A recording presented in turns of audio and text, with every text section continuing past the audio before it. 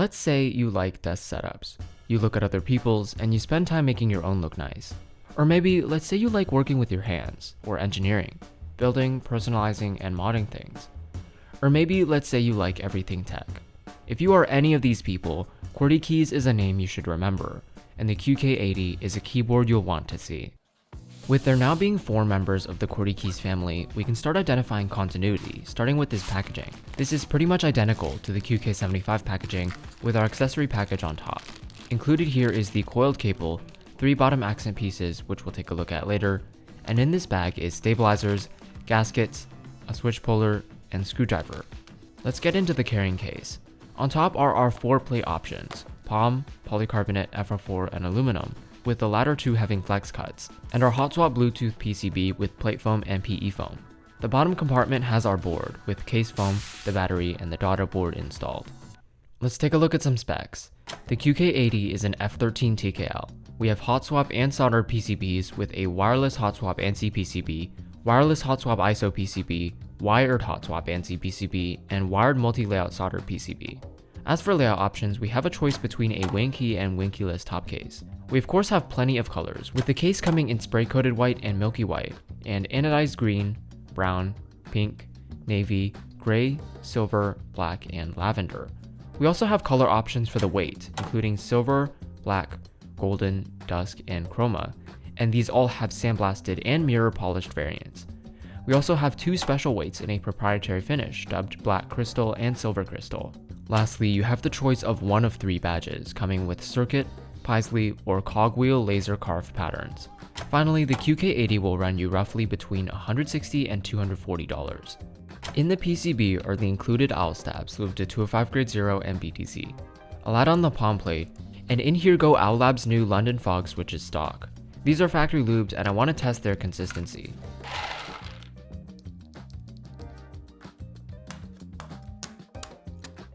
With the switches in, let's look at the gaskets. These are the same style insertion or dumbbell gaskets as in the QK75, but have been slightly updated to also include these alignment pins that slot into the case. We also have 2 harnesses to choose from, a softer beige set and a harder black set.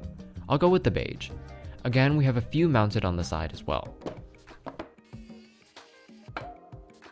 With the inner assembly done, we can connect the daughter board and install it into the bottom case. I can now add on the top case and screw it together.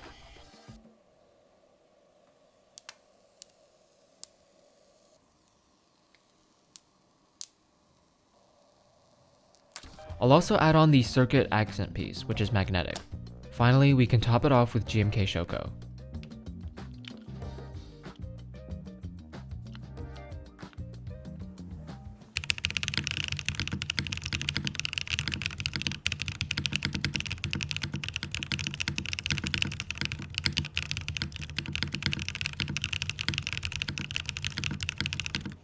I can't say I'm impressed. The sound is kinda dull and thunky, and there's also just a hint of hollowness.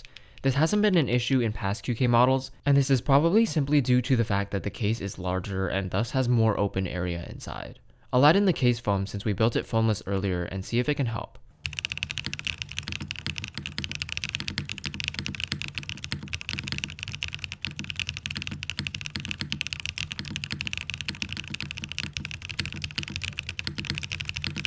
The foam definitely helped with the thunkiness and hollowness, but now it sounds almost a little bit plasticky. I'm suspecting this is due to the switches. I'll probably end up rebuilding this board a few times and try a few different switch and plate combos. For now, since this board has the same style flex cuts in the PCB as the QK75, let's cover those up, get rid of the case foam, and see how it fares now.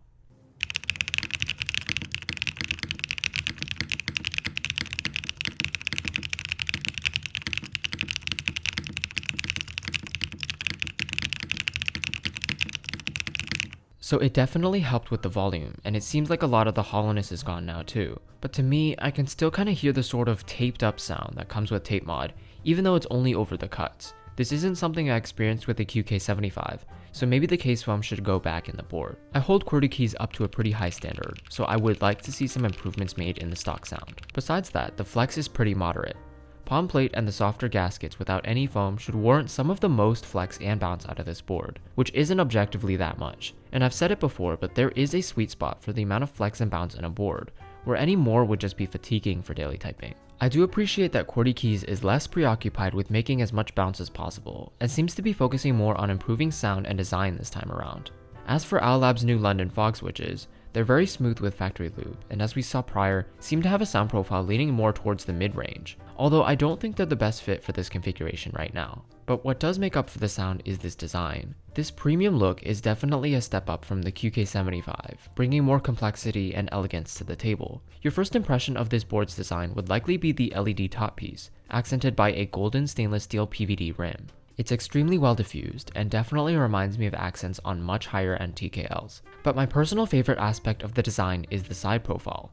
It's the perfect blend between minimal and striking, showing significant improvement from the relative flatness of the QK60 and QK75 sides. It's really nicely curved and inset in a way that wraps around to the back. And of course on the bottom, we have our exterior weight piece and magnetic bottom accent. Much more subtle but definitely noticeable is the internal weight, which gives the board a very nice and premium heft. Again, with the QK Revolution mentioned in the QK75 review, things keep improving design-wise. As for the QK config software, it seems like a VIA clone with pretty much the same features and layout. Okay, for people looking at the screen like what is this guy talking about, there's a really big difference between a budget keyboard and a budget custom keyboard, and it's something that a lot of people seem to be misled by. Budget keyboards cater to the general public. They come pre-built, generally with plastic cases, some cheap unlubed switches, and OEM profile RGB shine-through keycaps, although these are both gutted. The QK80, a budget custom keyboard, comes with everything needed except switches and keycaps, and of course you have to build it yourself. And no, this is not a flaw, and no, that's not copium. Building it yourself isn't dreadfully complicated, and doesn't have to be super expensive either, and in the end, with a build totaling the same amount as a high-end gaming keyboard, you'll end up with something exponentially better. And while a lot of the hobby may be novelty-based, QK has always excellently compromised between the experience of expensive boards and a price that's fair for the hobby standards. And even further than that, something crazy to me is that Qwertykeys has managed to keep prices across their lineup really close, despite the material cost increase that comes with larger boards. And a base around $160 for a TKL is extremely fair, placing it under the Zoom TKL. With all this said, the QK80 is an excellent addition to the QK lineup, ultimately elevating the meaning of a premium feeling, budget-friendly custom keyboard.